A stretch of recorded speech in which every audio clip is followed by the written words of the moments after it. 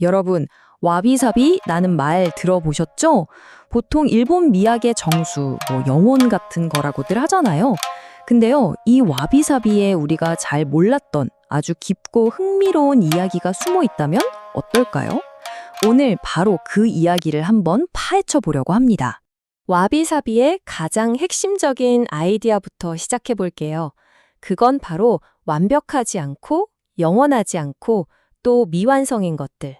바로 그 불완전함 속에서 진짜 아름다움을 찾아내는 거예요. 흔히들 와비사비는 일본만의 독특한 미의식이라고 말하곤 하죠. 그런데 만약 그 기원과 이야기가 우리가 아는 것보다 훨씬 더 복잡하고 넓은 배경을 가지고 있다면요? 자, 지금부터 그 속으로 한번 들어가 보시죠. 우선 와비사비는 사실 하나의 단어가 아니에요.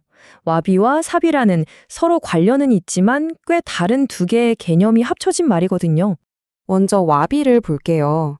이건 어떤 물질적인 집착, 부나 명예 같은 것에서 벗어나서 조용한 고독 속에서 느끼는 충만함 같은 거예요. 소박함 속에서 오히려 정신적으로 더 풍요로워지는 그런 내면의 상태를 말하는 거죠. 그리고 사비가 있습니다. 사비는 와비적인 마음이 밖으로 드러나는 모습이라고 생각하면 쉬워요. 시간이 흐르면서 자연스럽게 낡고 다른 것들 있잖아요. 예를 들면 녹슨 철의 오묘한 색감이나 오래된 돌에 낀 이끼 같은 거요. 그런 것들에서 풍겨나오는 예상치 못한 우아함, 그게 바로 사비입니다. 그럼 이런 와비사비가 도대체 어디서 튀어나왔을까요? 이걸 제대로 이해하려면 이게 무엇에 대한 반응으로 생겨났는지를 먼저 봐야 해요. 그러니까 무로마치 시대, 일본의 차문화는 지금 우리가 생각하는 것과는 정반대였어요. 아주 사치스러웠죠. 특히 당시 중국 당나라에서 수입된 가라모노라는 물건들은 글쎄요, 오늘날의 명품 브랜드 같은 위상을 가졌습니다. 다들 이걸 못 구해서 안달이었죠. 여기서 중요한 포인트는 이거예요. 그 당시 힘 좀 있다는 무사계급에게 차를 마시는 자리는 자신의 부와 권력을 마음껏 뽐내는 일종의 쇼케이스 같은 무대였다는 겁니다. 그런데 말이죠. 이런 극도의 화려함 속에서 조용한 혁명이 일어나기 시작합니다. 아이러니하게도 아주 혼란스럽고 비참했던 전쟁의 시대에 말이죠. 바로 그 배경이 센고쿠 시대, 즉 전국 시대입니다. 무려 100년 동안 끝없는 내전이 이어졌어요. 언제 죽을지 모르는 불안한 삶 속에서 물질적인 불안한 게 얼마나 더덥고 무의미한지 사람들이 깨닫기 시작한 거죠. 바로 이런 시대적 배경 속에서 다도의 흐름을 완전히 바꿔놓은 3명의 인물이 등장합니다. 선승이었던 무라타 주코가 처음으로 이런 사치스러운 다도를 비판했고 상인이었던 다케노 조오가 그 생각을 발전시켰어요.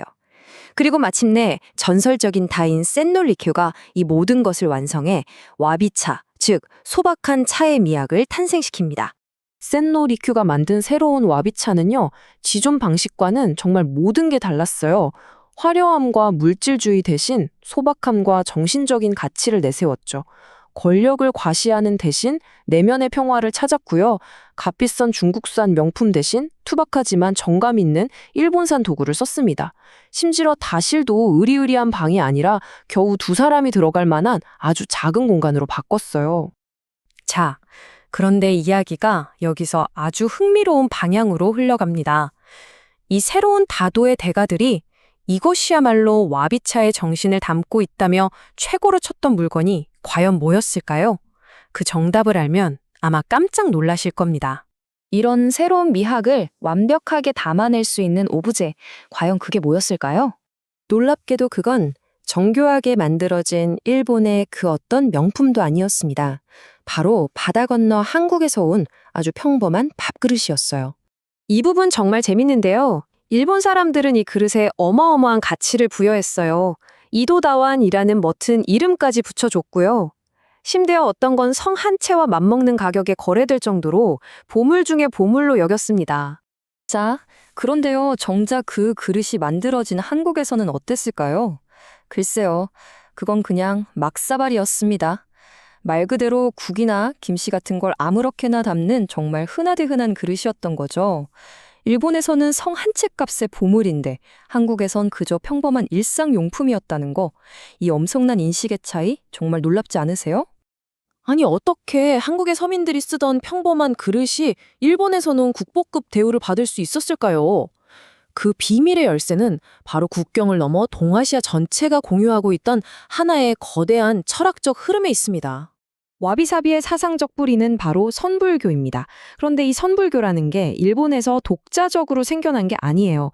인도에서 시작된 불교가 중국으로 넘어가 도교 사상과 만나면서 선이라는 새로운 형태로 발전했고요. 그게 다시 한국을 거쳐 일본으로, 즉 동아시아 전역으로 퍼져나간 거대한 흐름이었던 거죠. 그러니까 핵심은 이거예요. 와비사비는 어느 날 갑자기 일본 땅에서 짠 하고 발명된 게 아니라는 겁니다. 소박함과 자연스러움을 중시하는 생각의 씨앗은 선불교라는 이름으로 이미 동아시아라는 거대한 밭에 널리 퍼져 있었던 셈이죠. 좋습니다. 그럼 이제 이 오래된 미학을 오늘날 우리 시대로 한번 가져와 볼까요?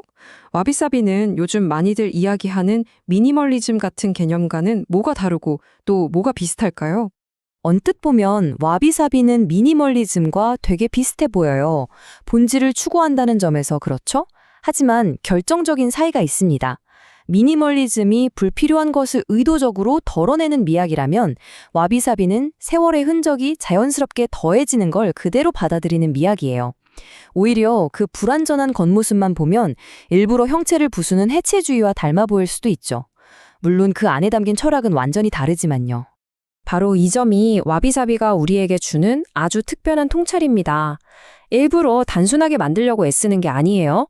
그냥 있는 그대로의 모습, 시간이 만들어낸 그 흔적 자체에서 깊은 아름다움을 발견하는 것. 그게 바로 와비사비의 핵심입니다. 모든 것이 매끄럽고 흠집 하나 없는 완벽함을 추구하는 오늘날, 이 수백 년 전의 철학이 우리에게 꽤 묵직한 질문을 던지는 것 같습니다. 어쩌면 우리는 이 불완전함 속에 깃든 그 깊고 진정한 아름다움을 너무 쉽게 잃고 살아가는 건 아닐까요? 한 번쯤 생각해 볼 만한 문제인 것 같습니다.